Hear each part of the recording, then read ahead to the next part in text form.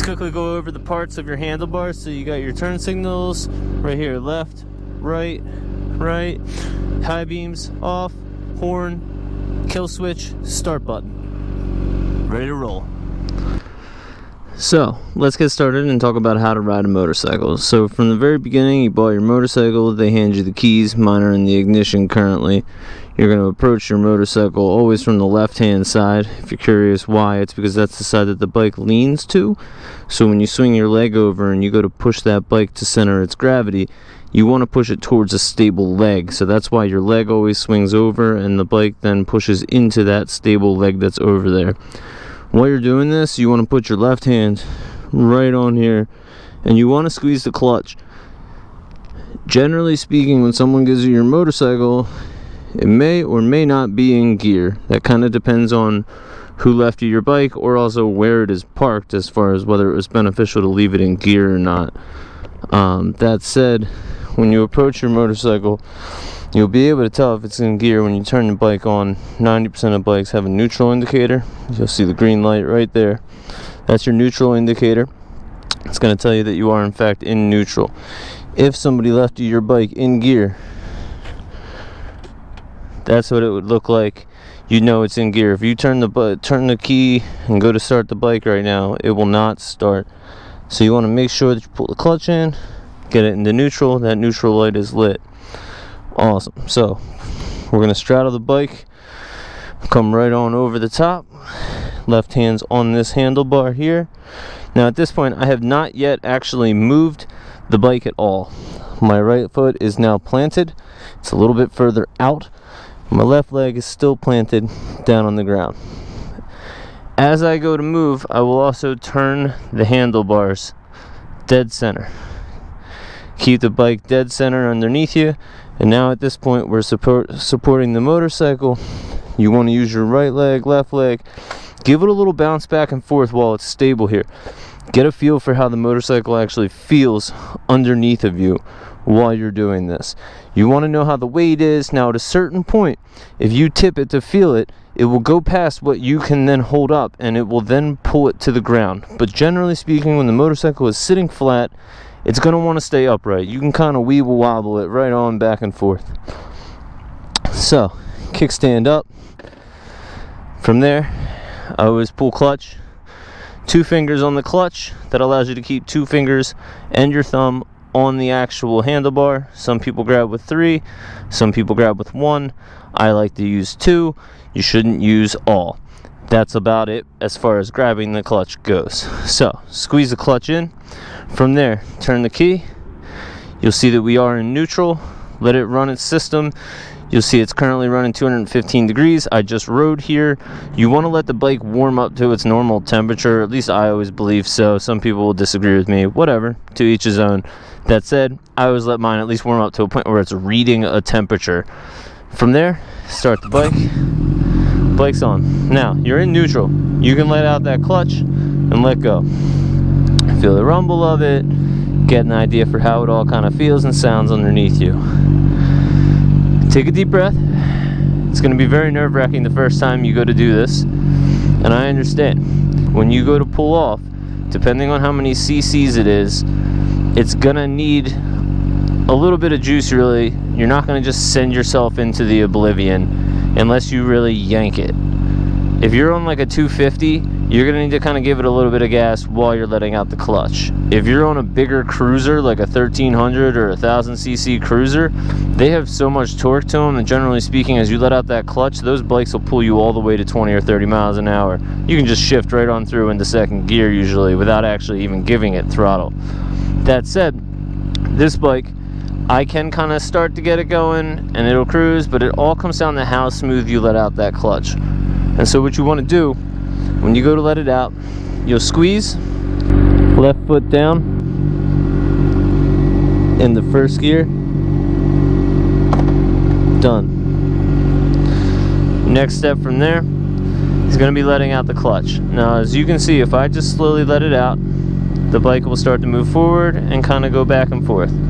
Kind of the same way you get on the bike, you wobble left and right, you put it into gear, you feel first gear. You get that a little pull out there, give it a little idea of where it's going to bite. That's your friction zone. That friction zone is where you want to shift right as you get into it, and then where you want to kind of roll on the throttle. That's where all your magic happens, right in this little point here. If you let it out too quick, you kill the bike. It's not the end of the world. Everybody stalls. So it's not necessarily letting it out too far, it's letting it out too quick. Because if you watch, what I can do is I can slowly let out this clutch to a point where the bike starts rolling, no gas yet, and I can really get it going. Alright, now I still have not actually applied any gas. I haven't fully let go of the clutch yet, but we're going. And now it's fully out. And that is your friction zone. Friction zone can pull it through first gear. Now going uphill, I may actually stall here. Nope, I made it. Not a problem at all. So now you're cruising along. So let's reset a little bit. Back into neutral, kick off. So you got your friction zone there. You're gonna kick off into gear. Start to feel it go back and forth. Back and forth. Alright, so once you got that, the next thing you want to feel is your front brake. The last thing you want to do is grab this thing. Watch the front of this. Even going 2 miles an hour, not even, that front will jar you down to the ground. Alright, you want to be easy with everything that you do. Smooth on, smooth off, project and see ahead. So as we start to let out the bike here, you obviously see something's coming. You can pull clutch, very first thing you're going to do, and then ease onto the brake.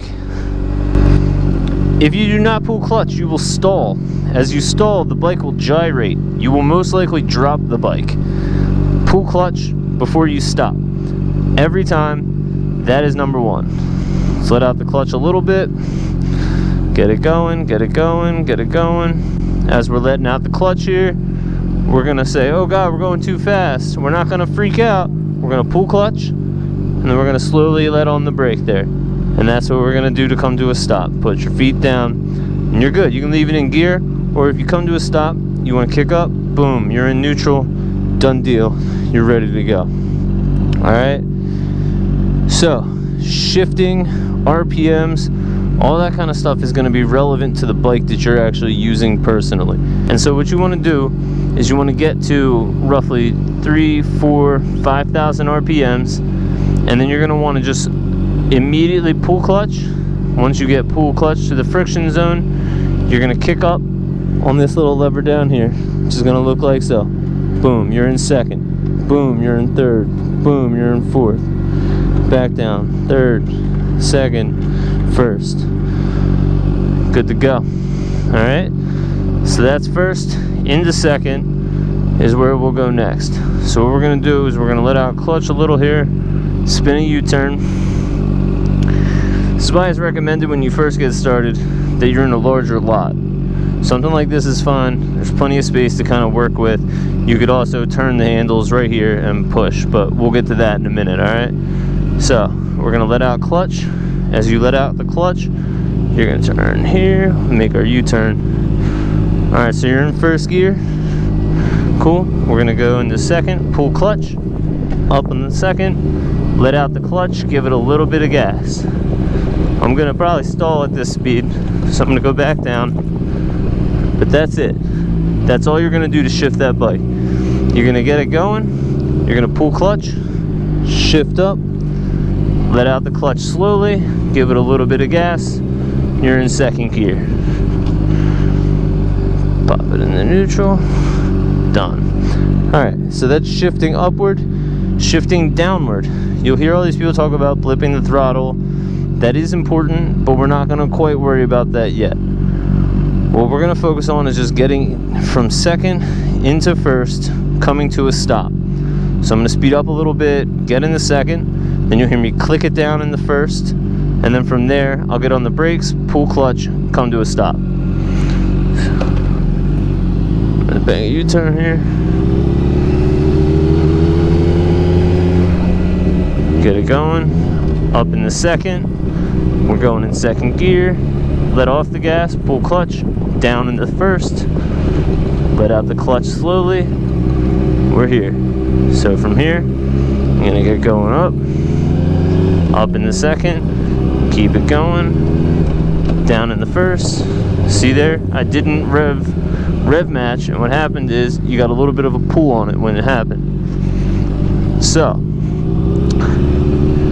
that said, shifting, that's it. So now we'll talk a little bit about turning. So slow speed, fast speed turning, a little bit different. When you're trying to go slow speed, what you're gonna do is counterbalance your body. And what I mean by that is you're gonna lean your body the opposite direction as the bike. And it ends up looking like this. Right? So the reason you do this is because you can deliver clutch as power, and you can deliver the throttle as power, and then you can use your rear brake to slow you down. So I'm not even reaching for the brake there, let out the clutch. So now we're riding in a circle again. Again, no brake, just hitting the rear brake now, pulling the clutch a little, so you can control your speed with rear brake and clutch. You don't need your front brake for this. In fact, the last thing you normally do on a slow speed is use your front brake. If you pull your front brake while the wheel is turned at a slow speed, the bike will most likely come to a stop and fall over. So, slow speeds, you're actually counterbalancing. Now, right now, we're turning left, and I'm actually pushing with my left arm. I am pushing here. And by pushing, what happens is the bike goes and then it goes back. And when it goes back, it tilts. And that's how you create the lean. So for here, what I'll do is I'll push with the right and pull in and fight it from going back out. So now we're back. Okay, so counterbalancing. What you want to do is you can actually lean the opposite way of the bike going straight and then actually just kind of turn it like how you would a normal bicycle. You can just have the bike right underneath you. You're just leaning to the opposite direction of it. And it looks like this. This is what your slow speed stuff looks like. Completely turned out, looking to where you want to go, completely contorted. And from here, you can switch back. We'll get back this way. Counterbalance it. And this is how you go that the other way. Slow speeds to the left, switch up, slow back to the right, turn that head. You always want to look where you want to go. If you're going here and you look at this pole, it will turn you so much more quickly than if you are looking straight ahead at where you're going. I haven't looked at where I was going for a few seconds now. Why? Because the bike's turning underneath me and I'm going to go where I end up looking. So you got shifting, you got turning at slow speeds, countering the weight of the bike, looking where you want to go. Turn your head, move your hips to either side, the opposite of where you really want to move. Boom, boom. You want to go right, but you're going slow, you move to the left, you lean the bike underneath you, and you keep your body out right over top, just like this. This is all you do. Now again, I'm not even giving it gas. I'm just cruising around. That's it. Whoop, bring it on back. Now, long term, your slow speeds will all begin to look a little bit different.